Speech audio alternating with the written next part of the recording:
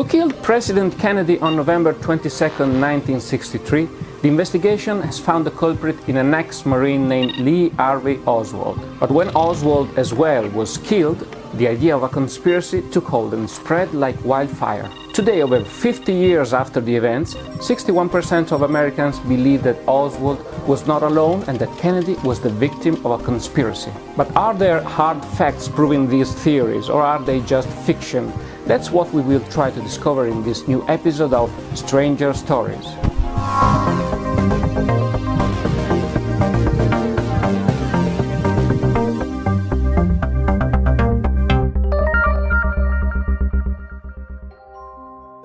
Welcome, my name is Massimo Polidoro, and for most of my life I've been investigating phenomena that appear to be strange and mysterious. But often things are not what they seem.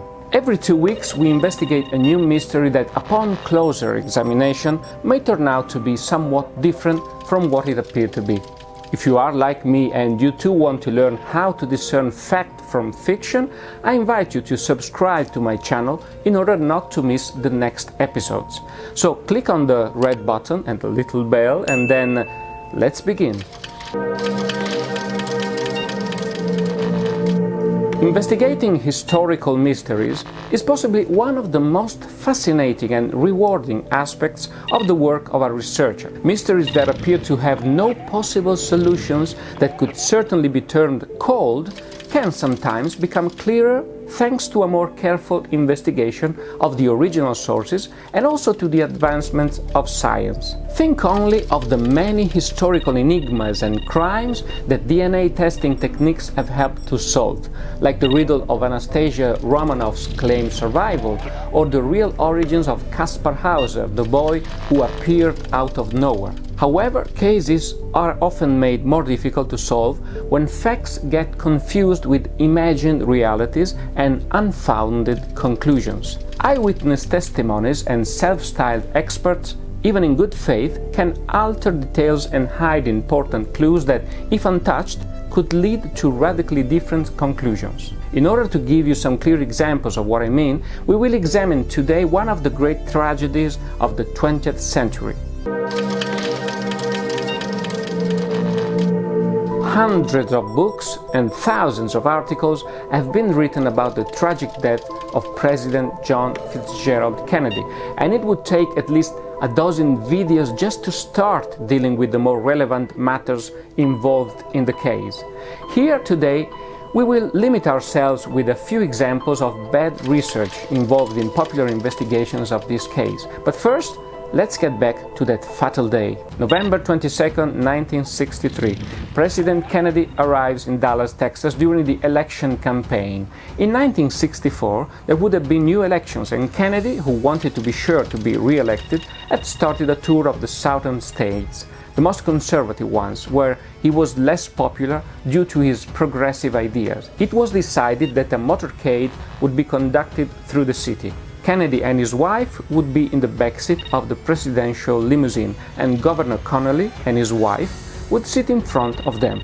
I was recently in Dealey Plaza in downtown Dallas. It's a large basin-like square where 3 roads converge toward an underpass that leads to a freeway. The presidential limousine entered the plaza, moved slowly along Houston Street, then took a left turn right in front of the Texas School Book Depository building. It was 30 minutes past noon. What happened next was documented by a movie buff, Abraham Zapruder, who was filming the motorcade with an 8mm movie camera. The film is silent, for there was no audio on home video cameras back then. During the shocking sequence, the president can be seen waving to the crowd, but then he is hit by something and brings his hands to his neck, right in front of him. Governor Connolly starts to turn and shake. He is hit as well. Then there is a fatal shot to Kennedy's head. He dies soon after at the hospital. Who killed him? It was soon determined that the shots came from the 6th floor of the book depository. There, piles of books were found, stashed around the window, creating a sniper's nest with a clear view of the site of the shooting. A rifle was also found that had just been fired, along with 3 spent cartridge shells. After about 2 hours, a suspect was stopped. He had had a confrontation with the police inside a movie theater, and it was later found out that he had just shot dead a policeman who had stopped him on a nearby street. His name was Lee Harvey Oswald. He was a young man who worked at the depository and had been seen on the 6th floor of that building just minutes before the shooting. After that, he disappeared, and he turned out to be the only employee absent from the depository for no legitimate reason.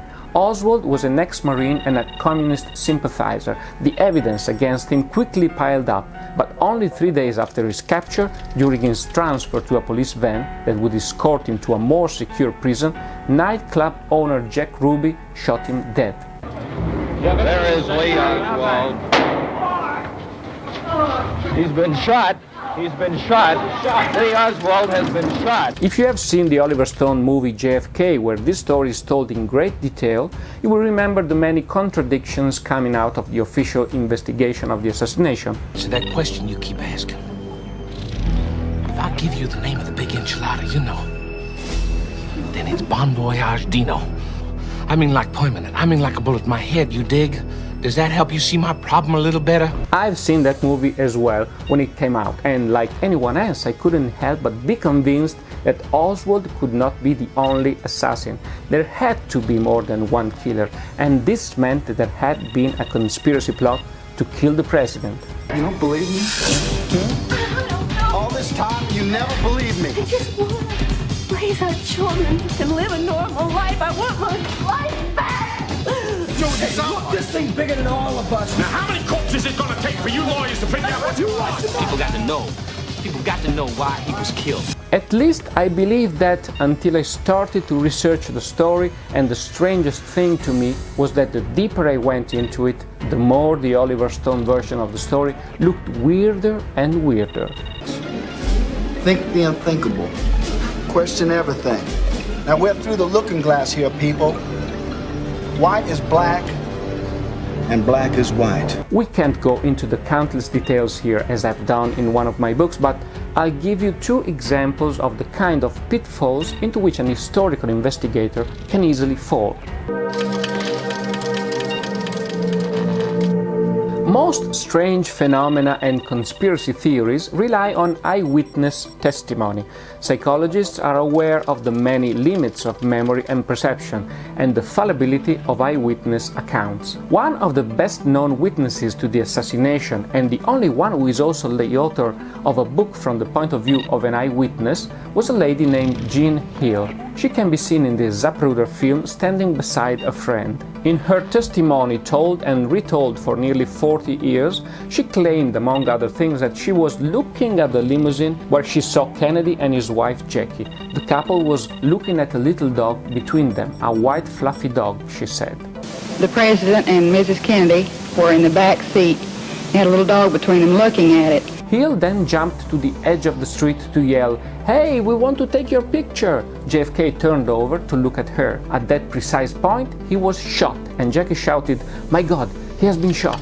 Then Mrs. Hill said that she saw some man in plain clothes shooting back, and a man with a hat running toward the monument on the other side of the plaza on the so-called grassy knoll. Immediately she started running after him, thinking he was involved in the shooting. "When I ran across the street," she specified, "the first motorcycle that was right behind the president's car nearly hit me." And I thought, I've got to catch him. Somebody's got to catch him. So you ran up? I ran across the motorcade and ran up on the hill, back into the parking lot looking for him. Thus, she was the first person to run up the grassy knoll, and many followed her. However, the man ran off and she missed him. She was convinced that this man was Jack Ruby, the club owner who in 3 days would kill Lee Harvey Oswald. And there we have our proof for the existence of a conspiracy. Or do we?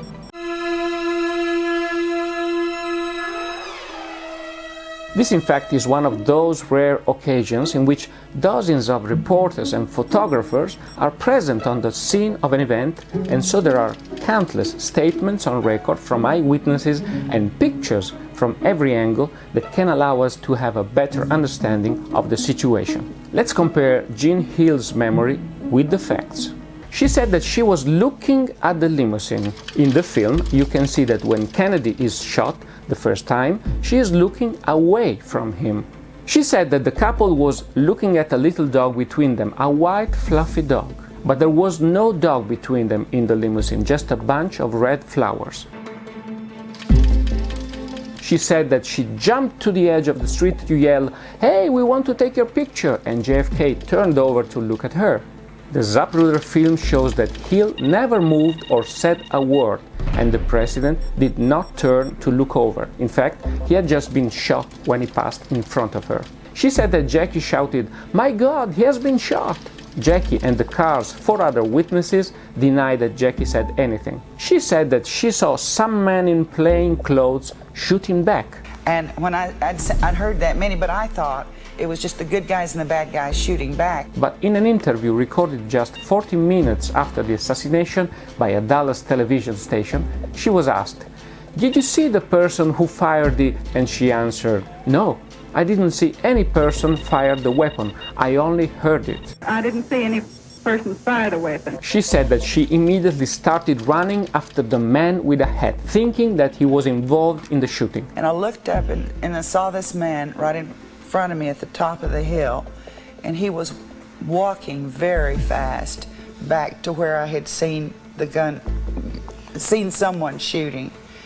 When I ran across the street, she specified, the first motorcycle that was right behind the president's car nearly hit me. But as can be seen in the many pictures taken during those fatal moments, she stands still at her place as the limousine and motorbikes pass by. She even sits on the grass while all of the cars of the motorcade proceed behind the president's limousine. She also specified that after jumping into the middle of the road, she was the first person to run up the grassy knoll, and many followed her. And I thought, I've got to catch him. Somebody's got to catch him. So you ran up? I ran across the motorcade and ran up on the hill. In photographs, you can see a lot of people running around the area and up to the grassy knoll, but Hill always stays in the same spot, probably shocked by the whole thing, like most of the people present. She was convinced that the man she had followed was Jack Ruby. At that precise moment, Ruby was witnessed by many to be at the offices of the Dallas Morning News. Now, as we can see, verifiable facts contradict many crucial details of Jean Hill's dramatic testimony. Aside from excusable mistakes and errors made in good faith, we have here a story that, over the years, has changed and grown out of proportion, to the point that Mrs. Hill became a sort of celebrity, invited to every meeting of JFK buffs, and was even depicted in Oliver Stone's movie. She was the proud holder of a card, bragging that she was the closest witness to the president at the time of the fatal shot to the head. I can tell it to enough people that if Jean Hill is gone, everyone can know the truth. It is quite clear what happens to some people when they find themselves right in the middle of history and have absolutely no role in it. They imagine one. Imaginary testimonies are just one of the many problems that an investigator of historical mysteries has to deal with. Another one is imagined experts, that is, self-styled experts with no real expertise in the chosen field except what they think is common sense or what they read on the web. The Kennedy assassination presents dozens of such cases, but one of the most popular involves the so-called magic bullet. The Warren Commission that investigated the Kennedy assassination concluded that the reactions of Kennedy and Connally occurred too close together for two separate shots, even from the same gun, to have been responsible for their wounds. They almost seemed to react at the same instant in the enhanced version of the film seen by the Commission. They concluded that one single bullet caused the injuries to both the president and the governor. This is where the imagined experts step in and say it must have been a really magical bullet in order to enter Kennedy from the back, exit from his throat, then make a turn and enter Connally's back, exit from his chest, hit his right wrist, make another bend, and finally land in his left thigh. The magic bullet enters the president's back, headed downward at an angle of 17 degrees. It then moves upwards in order to leave Kennedy's body from the front of his neck, wound number 2, where it waits 1.6 seconds, presumably in midair, where it turns right, then left, right, then left, and continues into Conley's body at the rear of his right armpit. Wound number 3. How could a single bullet follow such a zigzag route? Their conclusion is obvious. Those injuries could not have been produced by just one bullet, so there had to be more than one shooter. Further proof of a conspiracy. This conclusion, however, as logical as it may sound at first, does not take real facts into account. That's what we'll do now.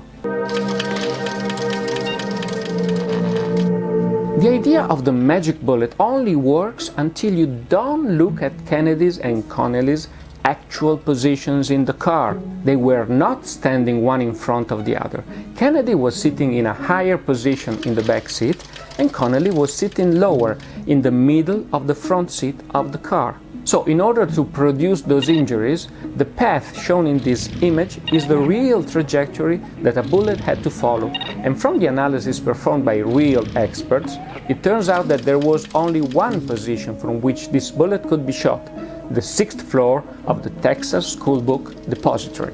A detailed examination of the Kennedy assassination conspiracy theories would require a whole series of videos, and we may certainly return on the subject, for there are many interesting stories that deserve a closer examination here.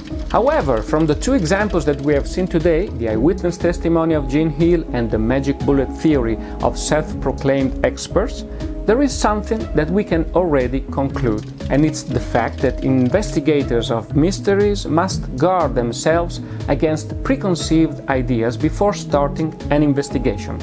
As Sherlock Holmes used to say, before you know it, you start twisting facts and discarding evidence that contradicts those ideas, making you draw unfounded solutions. What we should do instead is to try and do our best to dig up actual verifiable facts and let them speak for themselves. They may have things to say that often turn out to be quite surprising. I am Massimo Polidoro, and I thank you for watching this new episode of Stranger Stories, and I invite you to subscribe to my channel in order not to miss the next episodes. We'll meet again in 2 weeks with another Stranger Story.